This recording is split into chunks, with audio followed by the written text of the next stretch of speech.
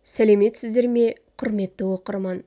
Бүгін сіздерге 2024 жылы 38 жастағы жалғыз басты әйелдің басынан кешкен уақиғасын баяндап беретін боламын. Әңгімені бастамас бұрын арнаға жазылып алыңыз. 2024 жылдың алғашқы күндері. Қаңтардың қаһарлы суығы үй ішіне де өтіп кеткендей. Терезенің әйнегінен сыртқа үңілген сәуле жанары мен ақ қардың үстінде із қалдырған торғайды ұзақ бақылады. Әлем үнсіз, іші у-шу.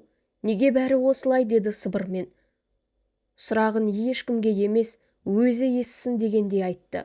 Кешеден бері тоңазытқыш бос. Телефонға хабарламалар кіріп жатыр. Кредит мерзімі өтті. Төлем жасалмады. Айыппұл есептелді. Сәуле телефонын үнсіз күйге қойды. Тағы да бәрінен жасырынып жата қалғысы келді. Бірақ көзін жұмса болды, ойлар мазалайды. Бір кезде төргі бөлмеден баласының жөтелі естілді. Жалғыз тұратын әйелдің жүрегі дір ете қалды. Баласына шай әзірлемек болып ас үйге өтті. Күрішпен бір түйір сәбіз ғана қалса да, ыстық ниетпен сорпа жасап берді. Шай үстінде баласы, «Анашым, біз неге үнемдей береміз?» деді. Сәуле күлімдеген болды. Іші күйіп бара жатса да, түрі сабырлы еді. Себебі біз мықтымыз, балам. Мықты адамдар қиындықта да күле алады, деді. Ішкі түйсігі бұл жауапты өзі үшін де айтқанын сезді. Сол түні ұйықтар алдында ол алғаш рет қолына ескі күнделік алды. Соңғы жазбасы 3 жыл бұрынғы. Бос парақты ашып, жүрегімен жазды. Бүгін мен жаңа сапарды бастаймын. Қиындықтан қашпаймын. Тек шындықпен өмір сүргім келеді. Мен шаршадым, бірақ мен тоқтамаймын. Жазып болып, қаламын үстелге қойғанда, терезеден жарық түсті. Көңіліне бір жұмбақ тыныштық орнады. Бұл сәуленің ішіндегі күннің алғашқы сәулесі еді. Қаңтардың орта тұсы.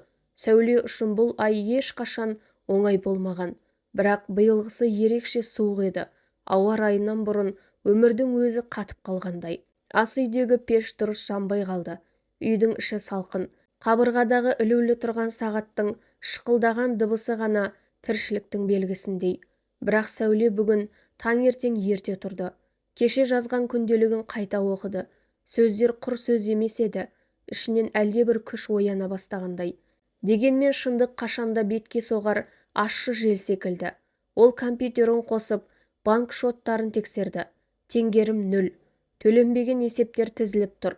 Бір жағында азық-түлік мәселесі, екінші жағында баласының мектепке қажеттілігі, үшінші жағында жалғыздық. Сәуле сөмкесін алып, ескі пальтосын киіп далаға шықты. Қалтада бар болғаны 500 теңге. Бұл ақшаға не алуға болады? 2 бөлке нан ба? Әлде балаға тәтті ме? Ол дүкенге бармай, орталыққа қарай жүре берді. Ауыр ойлар жүрегін басып барады. Бетіне соққан аяз да оны тоқтата алмады. Осылай жүріп ол кездейсоқ бір кішігірім мешіттің қасынан өтті. Есігі ашық тұрған екен. Алғашқыда өтіп кеткісі келді. Бірақ бір сезім тоқтатты. Енді не жоғалтам, деді ішінен. Есіктен сығалап қарап ішке кірді. Жып-жылы, иісі тыныштыққа толы.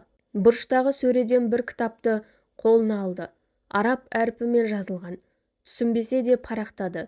Бір парақта «Шүкір еткенге көбейтеміз» деген мағынада сөздер тұр еді. Көзінен жас ыршып шықты. Өзін мүлдем әлсіз, қорғансыз сезініп тұрған шақта дәл осы сөз жүрегіне көмек болды. Сол күні үйге оралғанда ештеңе өзгермегендей көрінді. Бірақ іші жылы еді. Ас үйге кіріп, пешті қайта тұтатты. Шай қойды. Бірдеңе істегісі келді. Қол қусырып отыра беруден шаршады. Бір нәрсе бастауым керек. Қандай да бір қадам. Қараңғылықты жарық қана жеңеді, деді іштей. Кешкілік баласымен отырып, жаңа жоспар құра бастады.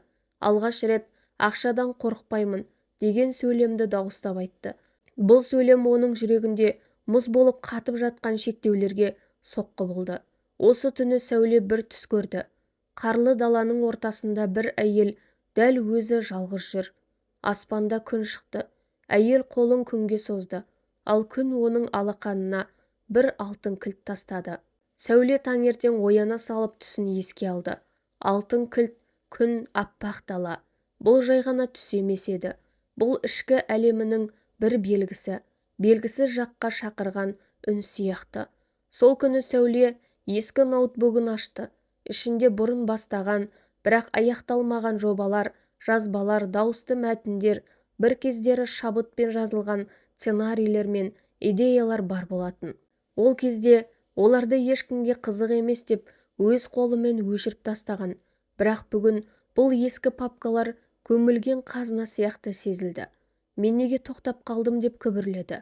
Ол бұрын өзі дауыстап жазып берген аудио кітаптарды, YouTube үшін жасаған озвучкаларды қарап шықты. Біразы тыңдаушылардың алғысына ие болған екен.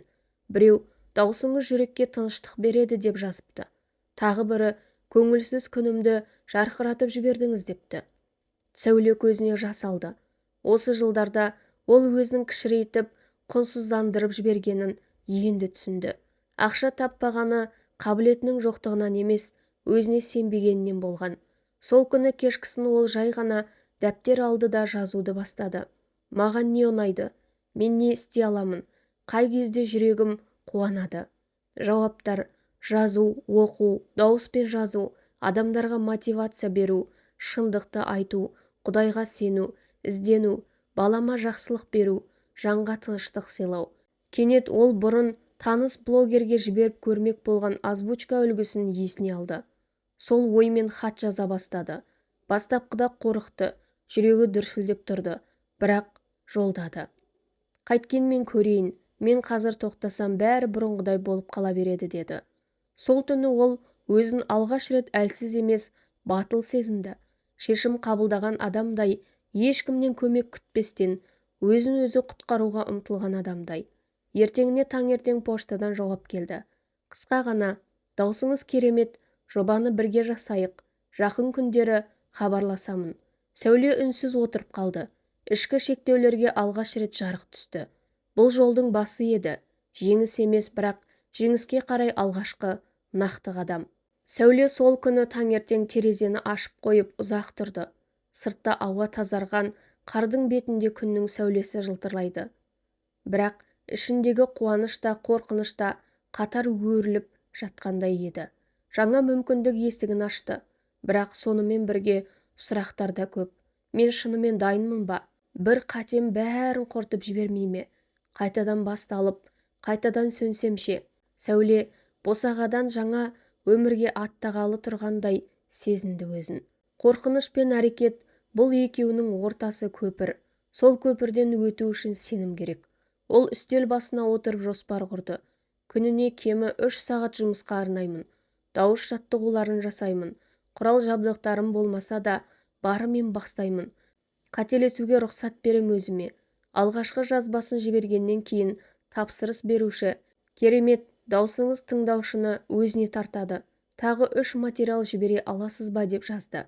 Сол сәтте Сәуле кеудесінде әлдебір нұр оянып кеткенін сезді. Бұл тек табыс емес, ішкі рұқсат еді. Ол жүгіріп барып баласын құшақтап алды. Анаңда бір жаңалық бар деді. Көзінде жас, жүзінде нұр. Сенің анаң енді ақша таба бастады. Бала: мен бақыттымын анашым, деді жай ғана. Сәуле ойланып қалды. Мен бұл табысқа тек ақша үшін емес, өзімнің құнды екенімді сезіну үшін жеттім. Ақша құндылықтың көрінісі ғана екен, ал мен өзімді жоғалтып алған едім. Кешке күнделікке жазды. Мен әрекет еттім. Қорықсам да бастадым. Ішкі көпірден өттім. Қайтар жол жоқ. Алда жарық бар. Сол түні түсінде Сәуле бір биік көпірмен жүріп келеді. Аяғында нұрлы қала, артында тұман. Ол тайқып бара жатса да алға жүріп келеді. Ал әрбір қадам сайын артына алтыннан көпір салынып жатыр екен. Сәуле пошта жәшігін қайта-қайта тексеріп отырды. Жүрегі дүрсілдеп, алақаны терлеп кеткен. Бір сәтте экранда банк хабарламасы жарқ ете қалды. Шотыңызға 15 000 теңге түсті. Сол мезетте бәрі тоқтап қалғандай болды. Бұл ақша біреуге аз, біреуге көп. Бірақ Сәуле үшін бұл ең алғашқы адал табыс. Ол өзінің дарынын, үмітін, жүрегін салып тапқан ақша еді. Терең тыныс алып, жанарына жас толды. Бұл менің өмірімде бірнеше рет өзімді құрметтегенім үшін келген сый деді. Ас үйге барып от жақты. Жарығын жағып ыстық шай қойды. Баласын қасына отырғызып, күлшеге май жағып берді. Бәрі күндегідей көрінгенімен бүгін бәрі басқа еді. Сол күні кешке дүкенге барды. Қолында өз еңбегімен тапқан ақша. Бұрын дүкен сөрелеріне үркіп қарап, қымбат жетпейді деп артқа қайтатын. Бүгін керісінше жанындағы адамдарға қарады. Ешкімне өзін төмен сезінген жоқ. Себебі ол өзін жеңді. Бір пакет азық-түлікпен үйге қайтып келе жатып, далада жатқан мысықты көрді. Қар үстінде бүрсіп жатқан бейшара жануар Сәуле жүріп кете алмады. Оны қолына алды. Үйге апарып пеш түбіне жатқызды. Бір ыдысқа жылы сүт құйды. Бүгін мен алғаш рет өзімді ғана емес, өзгені де қамқорлай алатынымды сездім деді. Кешкілік тағы да күнделік жазды. Ақша тек қажеттілік емес, ол ішкі әлемнің сыртқа шыққан сәулесі. Егер мен өзімді бағаласам, өмір де мені бағалайды екен. Тек бастау керек болған. Сәуле енді өзінің қандай биікке жетуге қабілетті екенін білетін еді. Ең үлкен шектеу сыртта емес, өз ішінде болғанын енді түсінді. Күндердің күнінде Сәулеге бұрыннан таныс, бірақ көптен хабарласпаған бір келіншек жазды. Аты Назерке. Сәуле, сәлем. Даусыңды естіп қалып, жүрегім езіліп кетті. Мен де біраздан бері озвучкамен айналысқым келіп жүр. Бірақ қайдан, неден бастарымды білмеймін деді. Сәуле ойланып қалды. Бұрынғы болса, өзі ізденсін. Мен әлі өзімді әрең алып келем, дер еді. Бірақ енді жүрегі мүлде басқа күйде болды. Жақсы көмектесейін, ертең кешке Зом арқылы қосылайық. Бастауыштар үшін нені білу керегін көрсетем. Шынымен бе? Құдай разы болсын, деді Назерке. Көзіне жас алғанын Сәуле даусынан ақ сезді. Келесі күні кешке олар қосылды. Сәуле өз тәжірибесімен қолданатын микрофонын, бағдарламаларын, даусына күтімді, тыныш жаттығуларын үйретті. Назерке ризашылығын айтып, көңілі көтеріліп кетті. Сол түнде Сәуле төсекте жатып, жақсылықты тек ақша үшін емес, жүрекпен берсең, ол міндетті түрде оралады деген сөзді есіне алды. Бала кезіндегі әжесінің сөзі еді. Бір аптадан кейін күтпеген бір хат келді. Сәлем Сәуле, сізді бір досым мақтап еді. Мен подкаст жобам үшін дауысы ерекше адам іздеп жүр едім. Сізге ыңғайлы болса, бізбен жұмыс істеуге қалай қарайсыз? Сәуле үнсіз қалды. Бір апта бұрын көмектескені үшін ешқандай ақы сұрамаған Назерке осы подкаст жобасын ұсынған досына Сәулені мақтапты. Бумеранг жақсылық қайтарым. Сәуле тағы бірдеңені түйді. Тек алған адам ешқашан молаймайды. Берген жүрек қана кеңейеді. Күнделікке жазды. Мен өзімдегі жарықты басқаларға берген сайын, өзімде одан да көп жарық пайда болады екен. Шын берілген жақсылық әрқашан жол табады. Бұл Алланың заңы. Сол күні Сәуле кілем үстінде отырды. Үй іші тыныш, бала ұйықтап қалған. От шырағы ғана жылылық беріп терең ойға шомдырған. Бүгін бір медитациялық видеоны көріп отырып, кенет ішінде әлдебір толқыныс пайда болды. Жүрегі қысылып, көз жасы еркін ағып кетті. Кеудесінде тұрып қалған бір түйін қозғалғандай еді. Мен кішкентай кезімнен бері өзімді кедей, артық, пайдасыз сезінген екем ғой, деді күбірлеп. Есіне әкесінің сөзі түсті. Ақша харам, ақша табам деп шайтанға қызмет етпе. Әр сөзі инедей қадалып, бала жүрегінде қорқынышқа айналған. Сол кезде ол 7 жаста еді. Әкесінің бір бөлмеде ашулы күйде сөмкесін лақтырғанын, анасының үнсіз жылап отырғанын көрген. Сол күннен бастап Сәуле ақша отбасын бұзады, ақша дау, ақша жамандық деп ойлап қалған. Ал анасы ше, күн сайын үнемдеу, жоқтық, тағдырға мойын сұну. Қызым, асып таспа, тыныш өмір сүрсең болады, артық қадам қауіпті. Сәуле осы сөздермен өсті, бірақ ішінде бір дауыс әркез былай дейтін. Менің басқа өмірім де бар шығар. Сол түні ол көзін жұмып ішкі баласымен кездесуге тырысты. Көз алдына 7 жастағы өзі келді. Шашы өрілген, жүзі мұңлы. Сен кімсің, деді бала. Мен сенің болашағыңмын. Сен бақыттысың ба? Иә, бірақ сенің жүрегіңдегі қорқынышты түсінбей тұрып, мен толық бақытты бола алмаймын. Сәуле тізерлеп отырып, кішкентай өзін құшақтады. Сенің арманың үшін тірімін. Енді мен қорықпаймын. Әкем де, анам да өз түсінігінен артық ештеңе айтқан жоқ. Бірақ мен олардан басқа жолды таңдауға құқылымын. Мен енді кедейлікке сенбеймін, мен жарықпын. Сол түні ұйқысы тыныш болды. Кеудесіндегі шынжыр үзілгендей еді. Сәуле таңертең ерте оянды. Іші алай-түлей. Түнде түске кірген әжесі, қызым, таңдаудан қорықпа. Өзіңнің емес біреудің таңдауы сенің өміріңе айналып кетпесін деген. Күн шықпай тұрып, электронды поштасын ашты. Сол жерден бір күтпеген хабарлама тауып алды. Құрметті Сәуле, сізді біздің халықаралық медиа жобамызға тұрақты озвучка маманы ретінде шақырғымыз келеді. Толықтай онлайн, айлық 400 000 теңге. Ол сенбей қайта-қайта оқыды. Бұл оның ең үлкен арманы еді, бірақ ішінде бір көлеңке тұрды. Сонда, мен бұл табысты алсам, Алланы ұмытып қалдырмаймын ба? Бәрі жақсы болып кетсе, мен өзгеріп кетпеймін бе? Көп жыл бойы миына сіңген жалғыз ой, артық нәрсе қауіпті. Бақытты болуға да, бай болуға да өзін лайықсыз санайтын. Ол мұрнынан тер кетіп ас үйге шықты. Шай қайнатып жүріп, айнаның алдына келді. Көзіндегі қорқынышты көріп өзіне тік қарап тұрып, Сәуле, бұл сенің өмірің, бұл сенің арман жолың, ешкімге сенің орныңа өмір сүруге рұқсат берме деді. Ол ақ парақ алып 2 баған жазды. Қалсам, қауіпсіздік, белгісіздік жоқ, өзіме үйреншікті орта. Қабылдасам, арманға жақындау, қорқыныштан шығу, жаңа өмір. Ұзақ қарап отырып, қаламды сол қолымен оң жақ бағандағы қабылдасам деген сөздің астын сызды. Сол сәтте дәл сыртта күн шығып келе жатты. Күннің нұры терезеден ішке құйылды. Сәуле терең тыныс алды. Мен енді тағдырымды таңдаймын. Сәуле ұсынысты қабылдады. Электронды келісім шартқа қол қойып, алғашқы тапсырмасын алды. Барлығы онлайн. Халықаралық команда, жоба үлкен, дауысы енді тек Қазақстан емес, өзге елдерге де жететінін сезді.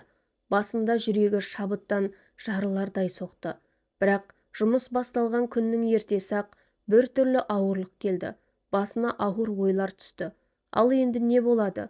Мен мұны көтер аламын ба? Қателессем ше? Мені алдап жатса ше?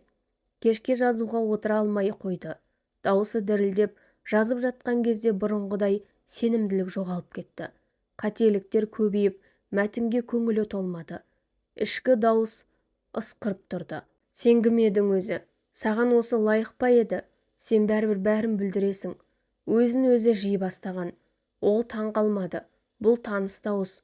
Бұл ішіндегі көне қорғаушысы. Бала кезінен бәрін тоқтататын, қауіптен сақтайтын, бірақ ол енді қажет емес. Сәуле айнаға қарап, көзінің астындағы көгерген іздерді көрді. Кешеден бері ұйқы жоқ. Ішінен мынаны айтты. Бұл ауырлық менің өсуімнің белгісі. Қазір мен өзімнен емес, ескі өзімнен ажырап жатырмын. Сол үшін денем, санам қарсылық білдіруде. Ол терезені ашты. Таңғы самал жел бетіне тиді. Мен осы күнді өзім таңдадым. Жаңа өмірге өзім келістім. Мен қазір ешкімге емес, тек өзіме адал болуға тиіспін. Ол қайта микрофон алды. Кішкентай бірақ маңызды шешім қабылдады. Тіпті дірілдеп тұрсам да әрекет етемін. Тапсырманы жазып бітіріп жіберді. 2 сағаттан соң келіп түскен жауап: өте керемет жұмыс. Сіздің даусыңыз ерекше. Келесі аптада жаңа бөлімге кірісеміз. Кеудесі кеңіп көзінен жас ақты. Бұл жолы қорқыныш емес, жеңіс жасы еді. Бірнеше апта өтті. Сәуленің жұмысын жобадағы бас редактор жоғары бағалай бастады. Оған басқа бөлімдерді де ұсынды. Әр тапсырыстағы дауыс жүрекпен тереңнен шыққан. Бірақ ішкі бір түйін әлі тарқамаған еді. Бір күні жаңа тапсырыс келді. Бірақ бұл жолы қосымша жұмыс көлемі үлкен болды. Сәуле сұранысты қарап отырып ойланып қалды. Мұның ақысы мен алған сомадан әлдеқайда артық қой, бірақ қалай айтам? Сол сәтте бала күнгі естелігі есіне түсті. Әкесі: тыныш жүр, көп сұрама, өзі келсе ризашылық, сұрап алсаң ұят деп ұрсатын. Сол сөздер Сәуленің миына шегеленіп қалған. Ол ұзақ жылдар бойы еңбегі үшін ақы сұрауға ұялды. Тек рахмет айтса жетеді деп өсті. Бірақ бұл жолы өзге жағдай. Ол өз жолын өзі таңдап келе жатыр. Өзіне адал болуға уәде берген. Ол жүрегіне қолын қойды. Құдайым, мен өзімді төмен бағалағанымды кешір. өз еңбегіме әділетсіздік жасағаным үшін кешір. Енді мен өзіме әділ болуға рұқсат етемін. Ол поштаны ашып, тұңғыш рет нақты жазды. Бұл көлемдегі жұмыс үшін менің ставка мөлшерім 80 000 теңге. Егер келіссеңіздер, қуана бастаймын. Жіберді. Қолы дірілдеді. Жаңағы ішкі дауыс қайта келді. Жоқ дейді, сенен бас тартады. Сен аш қаласың. Бірақ ол тыңдамады, күтіп отырды. 30 минуттан соң жауап келді. Сіздің сапаңызға толық сенеміз, келісеміз. Ол үнсіз қалды. Шынайы құнын алғаш рет мойындатып, алғаш рет өзін-өзі мойындады. Бұл ақша үшін емес, бұл жеке шектеулерден босану еді. Сәуле айдың соңында алғаш рет өз еңбегімен тапқан қомақты ақшаны көрді. Бұрынғыдай емес, бұл жолы әр тиыны маңдай тер, ішкі күрес және рухани жаңғырудың жемісі еді. Бірақ дәл сол күні ішіндегі белгісіз бір мазасыздық пайда болды. Жаңа ақша келген сайын ішкі тыныштық азайғандай сезілді. Ол қинала отырып дәптерін ашты. Таза бетке былай деп жазды. Мен неге ақша көбейген сайын қорқамын? Сұрақ ауыр тиді. Ойланып жүрекке үңілді. Балалық шағы тағы да көз алдында тұрды. Анасы құрбыларынан ұялып, үнемі қарыздан қашатын. Әкесі ақшадан шошып, арам деп атайтын. Туыстары біреудің ақшасы бар десе, артынан ғайбат айтып, ақша бәрібір бақыт әкелмейді деп қайталайтын. Сәуле ішкі даусымен сөйлесе бастады. Мен ақшаға сенемін бе? Жоқ. Неге? Ақша келгенде адамдар өзгереді деп қорқамын. Неге олай ойлайсың? Себебі мен солай көрдім. Бірақ бұл менің жеке тәжірибем емес қой. Сол сәтте ол терең бір шындықты түсінді. Ақша өз табиғатында бейтарап. Оны мағынаға толтыратын адамның ішкі ниеті мен сенімі. Сол сәттен бастап Сәуле ақшаға мынадай анықтама берді. Ақша менің ішкі жарығымның сыртқы көрінісі. Ақша менің өміріме берілген мүмкіндік. Ол мені емес, мен оны басқарамын. Ол дәптеріне былай деп жазды. Мен енді ақша келсе қорықпаймын. Керісінше мен оны игілікке, жақсылыққа, баламның болашағына айналдырамын. Мен ақшаны сүймеймін. Мен оны басқаруға үйренемін. Сол түні Сәуле алғаш рет ақша жайлы дұға етті. Бұрын тек рухани нәрсе сұрайтын. Бұл жолы материалдық пен руханиятты біріктіріп тіледі. Раббым, жүрегімді таза ұстап, ақшаны игілікке бұруды үйрет. Бұл күн қарапайым басталды. Бірақ түстен кейін келген қоңырау бәрін өзгертті. Сәуле, біз бүгін жиналамыз, әкеміздің үйін ақылдасу керек, деді үлкен әпкесі салқын үнмен. Сәуле үнсіз қалды. Әкесі 1 жыл бұрын дүниеден өткен. Ол кезде бәрі тұман еді, қайғы, бос үй, тыныштық. Ал бүгін сол тыныштықтың ішінен дау туды. Кешкісін әпкелері мен ағасы жиналды. Ескі үйдің төрінде отыр. Шай ішіп отырғанмен ішкі ауада салқындық сезілді. Бір сәтте үлкен сөз бастады. Үйді сату керек. Біз үшеуміз ақылдастық. 3-ке бөлсек бәріне әділетті болады. Сен бұл үйде тұрмайсың ғой, Сәуле. Сонда менің пікірім маңызды емес пе, деп Сәуле саспастан сұрады. Жоқ, сен түсінбедің, деп іле кетті әпкесі. Сен жалғыз бастысың. Балаң болса біреу ғана. Өміріңде басқа бағыт бар. Біз отбасымызбен тығырықтамыз. Үй бізге қажет. Сәуле бұл сөздерді бала күнінен естіп келе жатқандай сезінді. Сен кімсің? Саған не керек? Сен бәрібір ештеңе істемейсің деген жасырын реніштер қайта тірілгендей болды. Бұрын үндемейтін, бұл жолы жүрегі үнсіз қалмады. Мен бұл үйде дүниеге келдім. Әкемді соңғы сапарға мен шығарып салдым. Сендер 1 жыл бойы маған хабарласпадыңдар. Ал енді менің үнсіздігімді әлсіздік деп ойладыңдар ма? Мен бұған келісім бермеймін. Тыныштық орнады. Кенеттен екінші әпкесі сөзге араласты. Сәуле, бұл ақша туралы емес қой, бұл отбасы. Сәуле жай ғана жауап берді. Дәл сол себепті мен сөйлеп отырмын. Өйткені отбасы деген әділет, құрмет және шекара. Ол сол күні үйден үнсіз шықты, бірақ ішінде бір жаңалық болды. Сәуле алғаш рет өз құқығы үшін сөз айтты. Ол енді үнсіз қыз емес, ол өз орнын, өз даусын мойындатқан әйел. Ол үйге келген соң айнаға қарап жымиып былай деді. Мен мұрасыз қалған әйел емеспін. Мен өз құндылығын енді ғана иеленіп жатқан жанмын. Көктем, Сәуле өмірінде алғаш рет баласымен бірге сапарға шықты. Бұған дейінгі әрбір жоспары басқа біреуге тәуелді немесе ертең деген сөзбен кейінге шегерілген еді. Бұл жолы олай болмады. Ол билет алды. Шымкентке қаланы көру үшін емес, өз-өзінен кету үшін, ішкі шектеулерден алыстау үшін. Пойыз терезесінен сырғып жатқан дала, дәл өз жанындай кең, бірақ ұзақ жылдар торда болған. Қолына дәптер алып жүрегіндегі бір сөзді жазды. Мен өмір бойы басқаларға ұнау үшін өмір сүрдім. Бұл шындық. Жақсы қыз болды, жақсы келін болды, жақсы қызметкер, жақсы дос, бірақ ешқашан өзім үшін болуға рұқсат етпеген. Неге? Ұрысып қалам ба? Ренжіп кете ме? Мені жаман көріп қала ма? Бұл сұрақтар оны өмір бойы шын өмірден алыстатып келді. Шымкентке келген сәтте күн жылы, жап-жарық еді. Көше бойымен жай жүріп, ойланып отырды. Бір сәтте алдынан кішкентай көпір шықты. Ол тоқтап қалды. Төменде өзен ағып жатыр. Тазалық, тыныштық, тереңдік. Көпірге қарап күбірледі. Бұл менің ішкі көпірім. Кінә мен еркіндік арасындағы өткел. Бұған дейін мен ылғи кінәлі сезінбеу үшін өмір сүрдім. Енді еркіндік үшін өмір сүремін. Сол сәтте телефонына хабарлама келді. Бұрында ренжітіп кеткен адам кешірім сұрап жазыпты. Сәуле жауап бермеді. Кешірмеді емес, тек өзі үшін кешіріп қойған. Ал жауап беру міндет емес екен енді түсінді. Ол сол кеште айнаға қарап тұрып былай деді. Менің міндетім өзіме адал болу. Бұл менің азаттығымның бастауы. Сәуле сапардан оралған соң бәрі өзгере бастады. Бірақ бұл жолы сыртқы емес, ішкі әлемі тынышталып, сенімді жүре бастады. Ол үнсіз келісуші емес, саналы тыңдаушы болуды үйренді. Бір аптадан кейін күтпеген хабарлама келді. Сәуле ханым, сізге дауыс берген клиенттердің көпшілігі сіздің даусыңызды қайта-қайта сұрап отыр. Жаңа жобаға шақырамыз, төлемі жоғары. Сәуле үндемеді. Бұрын қатты қуанып бірден келісер еді. Ал бұл жолы ішінен сұрады. Бұл менің құндылығыма сай ма?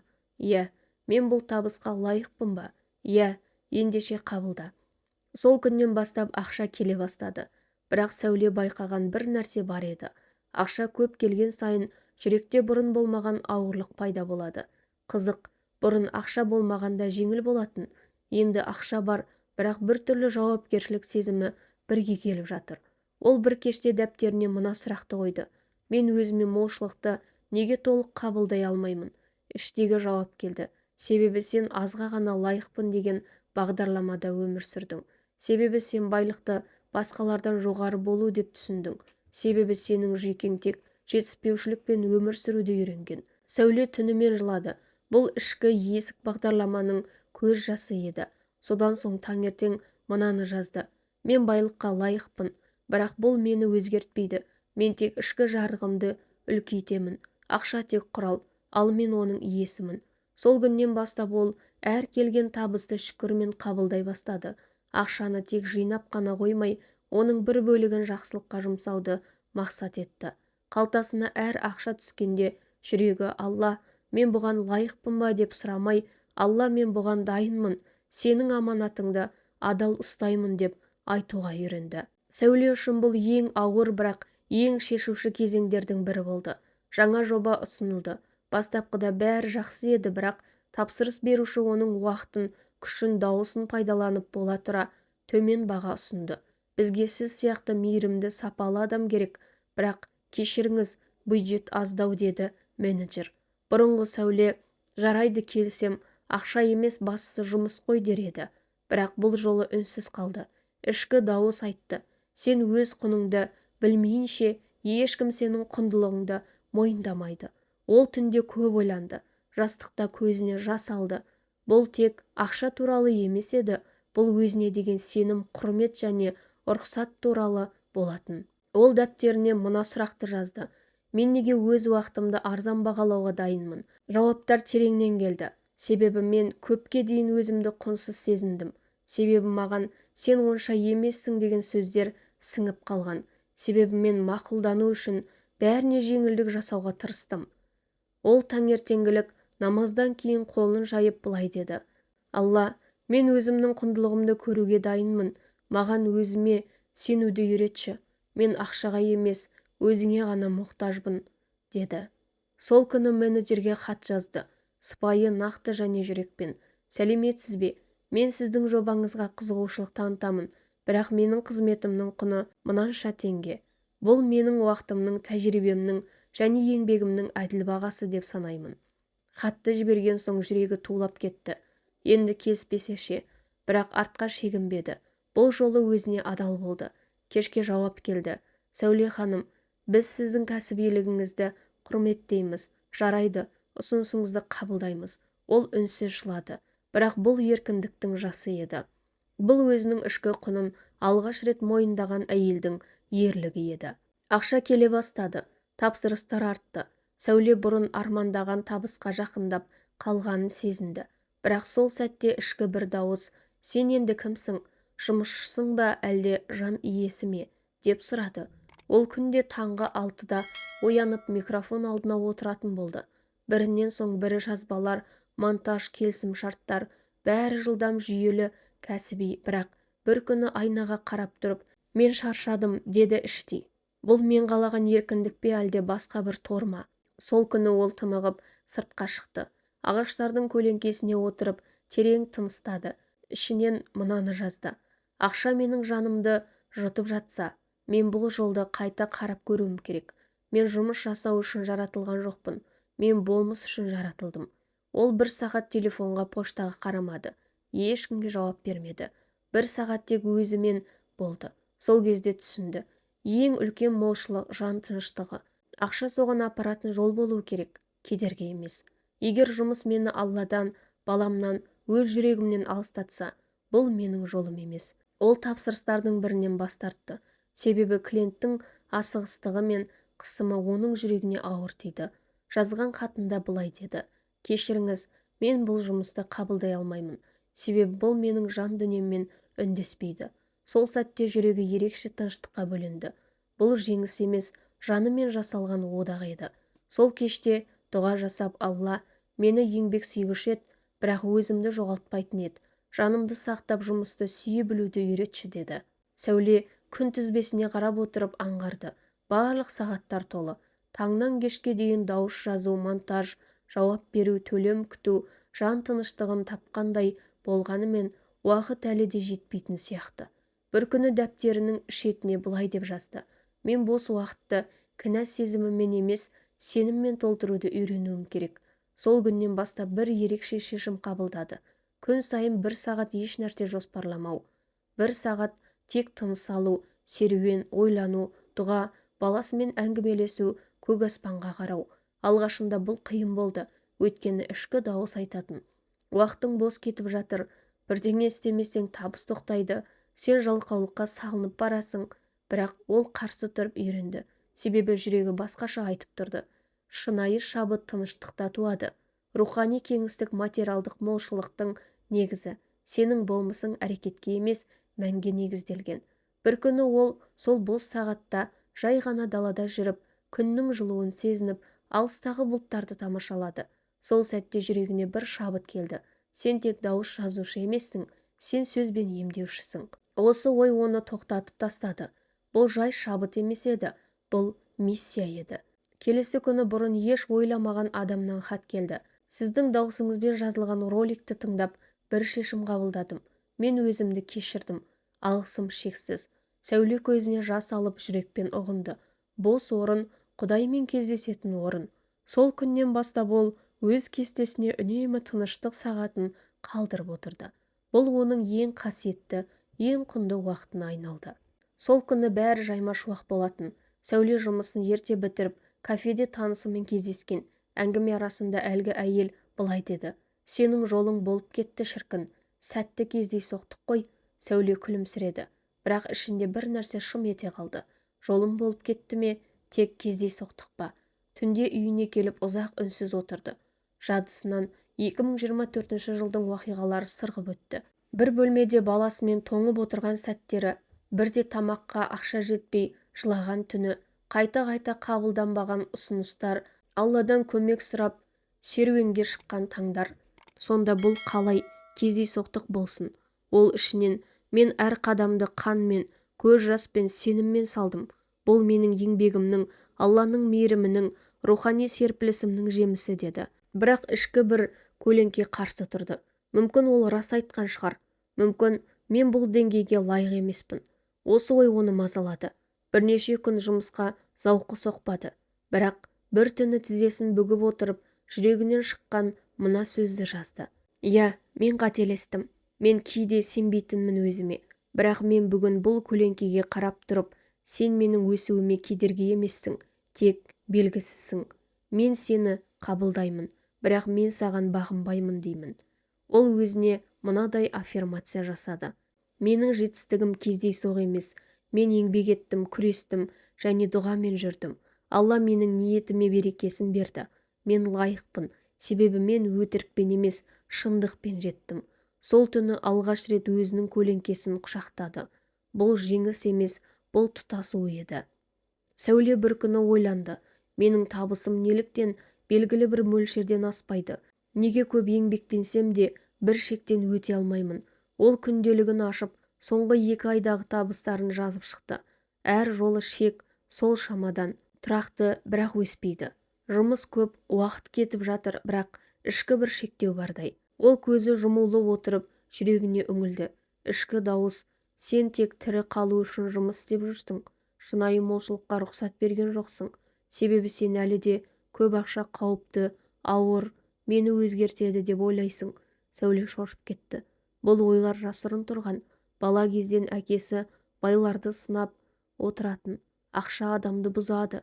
Кедей Құдайға жақын. Ол нанымдар сана түбіне тамыр жайған еді. Сол кеште ол параққа былай деп жазды. Мен енді ақшаға тыйым салмаймын. Мен ақшаға шындықпен келемін. Ақша менің рухани кеңістігімнің көрінісі. Мен қаншалықты сенсем, соншалықты қабылдаймын. Мен шектеу емес, мүмкіндікпін. Ол бір шешім қабылдады.